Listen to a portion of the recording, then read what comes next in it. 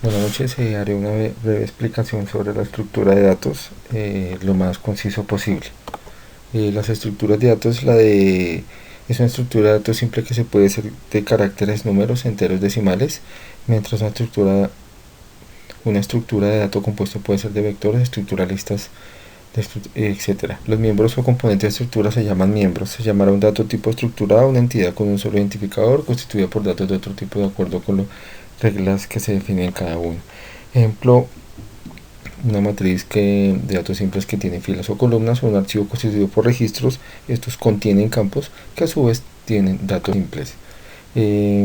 Las estructuras de datos pueden ser de dos tipos: estáticas y dinámicas. Estáticas aquellas que se asignan una cantidad fija de memoria cuando se declaran en una estructura, y dinámica aquellas cuya operación en memoria aumenta y disminuye en su tiempo de ejecución, van utilizando en la memoria, como el ejemplo, las bases de datos.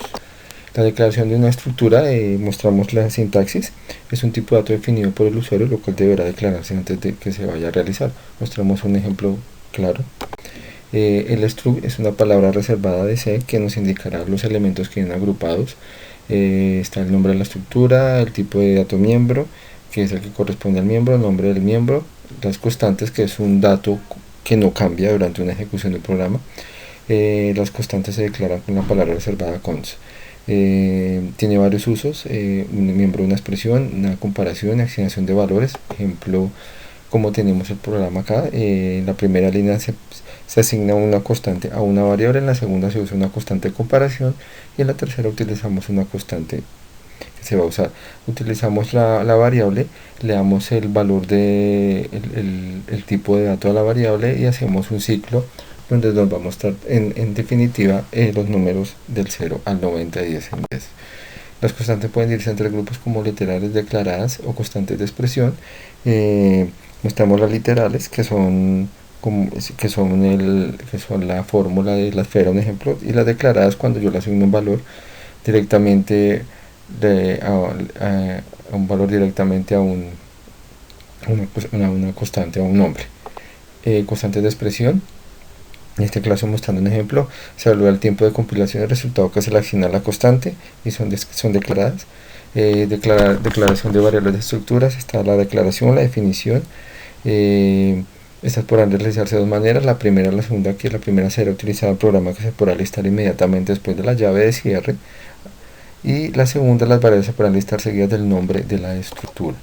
La inicialización de declaración de estructuras. Inicialización de estructuras se puede realizar en dos formas: se puede realizar dentro de la sección del código del programa o siendo parte de la definición de la estructura. Su sintaxis correcta es utilizando el struct, el tipo, nombre variable de la estructura, y dentro de las llaves el valor de los miembros. Acceso a estructuras. Debido a que los miembros de la estructura se procesan generalmente en modo individual, utilizamos el operador. Acá utilizamos el operador punto, o utilizamos el operador puntero, que en este caso es la flecha. La lectura de información, ya sea el punto o la flecha, podemos acceder a los miembros de la estructura. De esta forma introducimos la información de la estructura de datos. Recuperación de información de una estructura. En este caso utilizamos operación de asignación, la sentencia de salida, operador punto, operador flecha, en este caso el puntero, y la sintaxis que vamos a usar de operadores: nombre de variables, punteros de estructuras. Vamos a utilizar el nombre de la variable, el nombre para el puntero, y para la salida, que en este caso mostramos un print. El uso de estructuras de programación. Estamos las añadidas. Tenemos estructuras añadidas definidas, que se muestra el siguiente, que se les muestra que que se define a nivel global. Los arreglos de estructuras, así como las variables de las estructuras, también pueden formar parte de un arreglo. La definimos y luego declaramos. Arreglos como miembros. Dentro de una estructura pueden ser los mismos miembros que la componen. También tenemos las uniones, que se vuelven más complejas en estas ocasiones, que son utilizar ciclos. Aparte de ser anidadas, pues utilizamos las uniones para hacer unas comparaciones, para encontrar un dato, similitudes o datos diferentes en el caso de los ciclos en un programa. Las enumeraciones, que es el conjunto de constantes enteras representadas por identificadores. Estas constantes de numeración son constantes simbólicas cuyos valores pueden ser definidos automáticamente. El test def, que nos será útil definir nombres para tipos de datos que nos haga más fácil declarar variables y parámetros. Los apuntadores son una herramienta útil e importante en los lenguajes de programación, ya que nos permiten hacer los programas más eficientes o flexibles. Con frecuencia usamos un ejemplo que usamos el dedo índice, dar dirección a un lugar. En este caso estamos dando un apuntador para apuntar para hacer un apuntador hacia algo que vamos a representar. Estos punteros también se usan para señalar objetos, enlaces, opciones de menú, botones, etcétera. Un punto sirve pues para apuntar a los objetos que nos estamos refiriendo. En este caso las direcciones de memoria. Declarar una variable se asocian tres atributos: nombre, tipo y dirección de memoria. Declaración de punteros. Un puntero se declara antes de su uso.